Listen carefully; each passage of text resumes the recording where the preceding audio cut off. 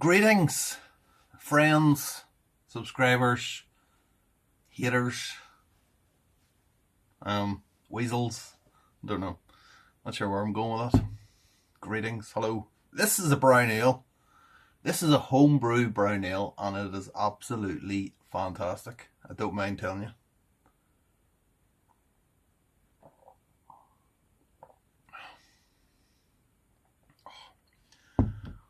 Turned out absolutely superb. I brewed that over Christmas. Little secret brew day. Didn't take any video on it. Just knocked it out. Wanted to get it in the keezer. It's like 4.5%. And it is absolutely superb. It's a recipe that I've done a few times now. So it's basically a Golden Promise, base malt, and then we have a bit of brown ale, brown malt going in as kind of, it has a real chocolatey type taste to it. And a little bit of cafe light, which is, it gives it a little bit of a coffee aroma, just really light coffee. And I think there's a bit of Vienna malt in it as well.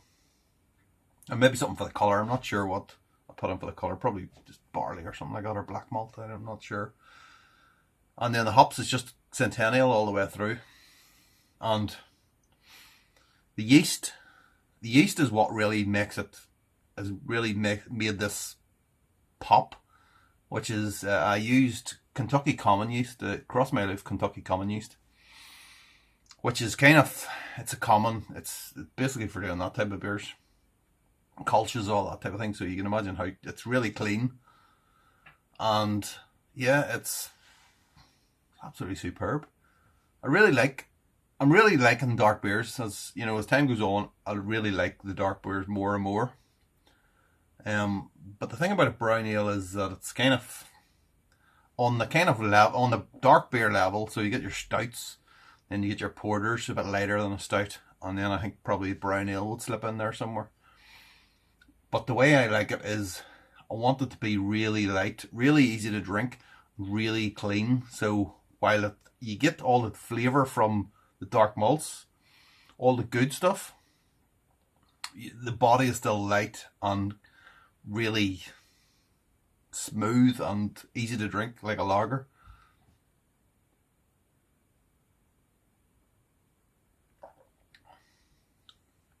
Which is exactly what that is. The Centennial hops are really coming through on it as well too. Definitely this kind of orange note to it as well, which when you mix it in with the kind of really light chocolate flavour from the brown malt, oh my god, it's amazing. It's absolutely amazing. I love that beer. I would really like to have that on tap, I think, and kind of do it regularly. So, the last time I made it was, I don't know, it wasn't, probably not even last year, it's probably the year before last. And I still had all the malts because it was so good, and I bought loads and loads of malt, like brown malt and all this, and that cafe light stuff. Because I said to myself that I'm definitely going to make that regularly, and of course, like time went on, and I'm only making it now, and now I've suddenly remembered, bloody hell, that's why I bought all that stuff, because that was a really good beer.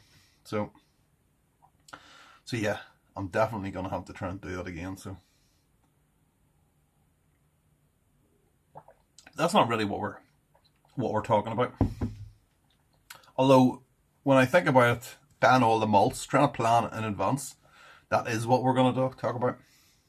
So I watched a video from Abbey Homebrew a few weeks ago, and he was doing the 5 brews that he was going to do this year, and I wanted to put the video out because I thought that was a good idea, because I've had a few ideas knocking about, but I was just dealing with the birthday bash video.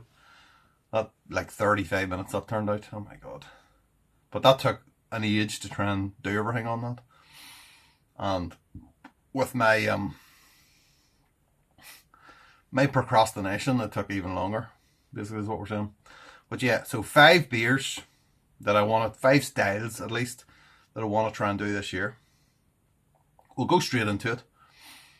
Over Christmas, I have really got into Imperial Stouts in a big way. And over the first few, basically the year so far, to the point of I went down to the bottle shop and got like a load of Imperial Stouts, porters, all that type of thing, to do a bit of kind of research. Because I want to make an Imperial Stout, so that's the first one this year. Now, I don't necessarily want to make it for Christmas, because I would like to be drinking it before then. But I haven't decided what I'm doing for Christmas this year. But potentially it could be an Imperial Stout or a version of it. So I don't have a recipe. I don't have a go-to recipe for an Imperial Stout. There are recipes you can get. I know there's one in the Bible, and there's other different ones, but I haven't brewed any of them myself, so I'm not sure what they're like. So I'm kind of looking about to try and get inspiration from somewhere. So one of the beers actually that I got is the empty can. Unfortunately, it's sitting over here. Still smells like amazingness. So it's this. This is one of them. A brewery called Heaney. So this is an Irish brewer that's not too far away from me, I don't think. I think they're just doing the other side of the lock. Can't catch me. So this is a limited edition Imperial Gingerbread Stout. I know that some people, they have all these stupid names, what they are. They're calling this one an Imperial Gingerbread Stout. And you know what? That is exactly what that beer is. It was fantastic. I've still got a few beer cans left, but that was definitely the standout one of all the ones I bought. And it says on the back, an Imperial Stout brewed with fresh ginger, cinnamon, Lyle's black treacle and golden syrup. Liquid gingerbread with a caramel sweet finish. That's exactly what it tasted like. It was absolutely superb. So it would be really nice if I could brew that, but I don't really have enough experience of brewing with treacle and golden syrup. I have used them before, but same with ginger as well too, and cinnamon. So I'm not sure how much to add and stuff. Every time I see the word ginger written down, I think of Jimbo's home brew, and it's like, has he used enough ginger? Has he used enough ginger? Is there enough ginger in that? Is there too much ginger? But I think to try and brew something like that would take a few efforts, a few goes at it, which I could do, but I mean, it's like 8.5%. So yeah, that would take a bit of work, I think. So basically I'm looking, if you have any kind of tried and tested Imperial Stout recipes, please point me in the direction of that. I'll have a look at it. Tried and tested. That's the key word there. Tried and tested. That you've brewed yourself. Number 2, which I was going to brew today, but in the end I just I couldn't be bothered basically. So we'll put it off the next week. So that's a smoked porter, a robust smoked porter. I still have a load of smoked malt in there, which was actually to brew a smoked porter last year, and I just never got around to it. I do really like the smoke beers these days. They're a bit tricky to get into, I think, but when you do kind of find the taste or get used to the taste or whatever, I don't know, acquire the taste, maybe that's the best way to describe it. When you do acquire the taste, it is a really unique beer and really something that's very enjoyable. So I must have spent an hour and a half last night on Brewfather putting together a recipe just for brewing today. I'm still not sure, and I don't know. I'll spend the week working on it, and then I think we'll brew it next weekend. I think I'm just not sure about the amount of smoked malt to put in. I have 750 grams of smoked malt. This is Rauch malt, and smoked malt is really intense, and it'll fade over time. But I think it's just how much to put in, because when it's too smoky, it can be too much.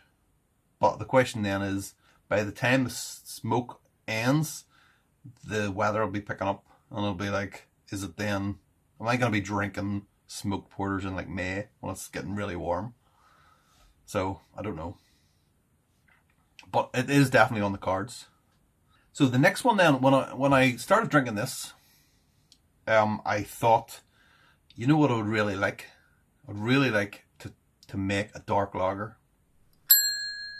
or like a Dunkel maybe, which is a dark lager, I know, but it's maybe more with kind of Munich malt. But I think that might be on the cards, and then we could try and brew that and let it condition, and then it should be ready as the weather picks up.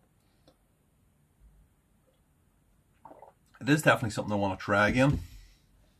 I did it once, or did I do it twice? I might have done it twice, I'm not sure. And it was okay. It was okay. It wasn't terrific. But I think I'm kind of more receptive these days to the dark, kind of the dark malts, the dark flavours. Just absolutely love them. And now with that beer there, which is not a lager, but it is crisp, and it does make me think, yeah, I think I definitely could get into like doing the dark lager. So I really want to brew a Belgian beer this year. I haven't decided what. Okay, so I got sent triple, #2 beer mill of the year. Rick Shaw has the silver medal winner has sent me his triple. Start of last year sometime. Absolutely brilliant. I then got another triple, which is the same kind of brew kit from Get Her Brewed by Audley's brew kit from Jacko, basically. And it was fantastic as well, and that really got me kind of itching to make Belgian beer. Plus I had the I got one from Herman Wonster. He sent me like something just called the Belgian Ale, I think it was. And I can remember in the review I was just going on, I think the beer was, it had been flat, it wasn't properly carbonated, but the malt bill on it was just superb, and I was really wanting to try something with that. I think I would really like to do a double, but I think I might go with that instead. I don't know, I haven't actually decided. I've done a double a couple of times, and it's just never worked out properly, and it's always bothered me that it hasn't worked out, and I haven't really liked the finished beer for whatever. It's all, something's gone wrong both times, I think. So I have history with that beer, and it would be nice to try and solve it. But yeah, I'm gonna have a think about it, a long, hard think about it, and we will see what happens there. But we're definitely doing a Belgian beer. I've actually got I bought a load of yeast from across my Louth, as I do every now and again. And every time I always order like loads and loads of their yeasts, because their yeasts are bloody brilliant. So there is a Belgian one. I don't know if anyone's used this. Let's see if I can find it. Don't have this sitting out. There's it there. Oh, they've also got one called Atlantic. Has anyone used that? I'm not really sure what that is. It's kind of a general type of description, which means it's good for everything. So I don't know what that is. I was thinking maybe that was kind of like, you know, the Belgian yeast. I don't know why. I have no evidence, like, but I was thinking maybe that's what it was. But anyway, Flush None. So this is our Belgian yeast here. Abbey Ale yeast it is. So that is what we're going to be using. I think I might go to the shop and buy some Belgian beers and do a little bit of recon about what I want. But yeah, we'd have to wait and see. But again, if anyone has any Stone Cold Killer recipes, please let me know. Point me in the direction and I shall go. But yeah, that's a definite, because I have history. As I said, I've got history with Belgian beers. It's bad history. It's bad history. And then last but not least, the beer that I really want to brew this year is actually something I've been thinking about for a while, and it was there was Cheshire Dave had run like a competition at the end of last year. It wasn't really a competition; it was more a beer swap, and it was basically, to cut a long story short, it was like an extract beer kit like we used to buy in the old days. I certainly did, and you had like £20, and then you could pimp it out any way you wanted, but you could only spend £20, and that's including the price of the kit. And yeah, so I was watching loads of those videos, and then it kind of got me thinking that one thing that has bothered me over the years, or not bothered, but one thing I've always thought about is, ever since I started making lagers, so we've got all the equipment now to make lagers. We've got the water. As soon as we got the water, and then it was just like this kind of revelation that, oh my god, I can actually make proper lagers. And ever since then, there's always been this thing in the back of my head that can I make a beer kit, a lager beer kit, extract kit, and make it as it says on the packet, and what would it taste like? And there's the kit in particular that I'm talking about is I think it wasn't the first kit I did. I think it was the second maybe, but it was the Cooper's European Lager beer kit. I've bought it. It's on order. Sorry, it hasn't arrived yet. I was hoping it was going to arrive this weekend, and then I could get it done. I could do a brew day, 30 minutes, and then that's it. I've got the water and all sorted. But yes, I can't show you the can. Well, I can't show you the can. I mean, I've got a green screen. So if I just go.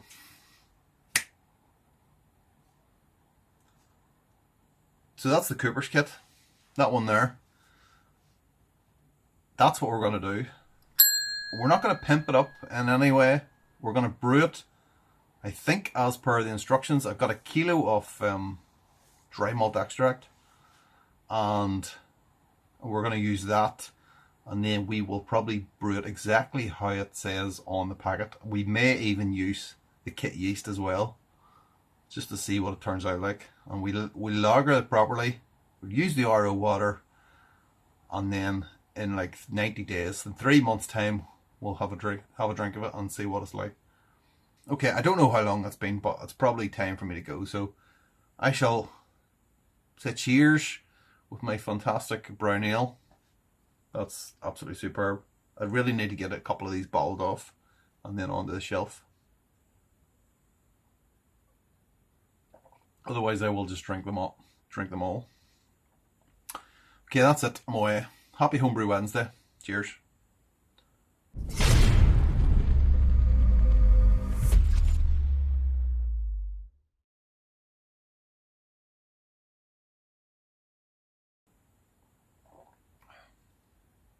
That's so good. That is so good.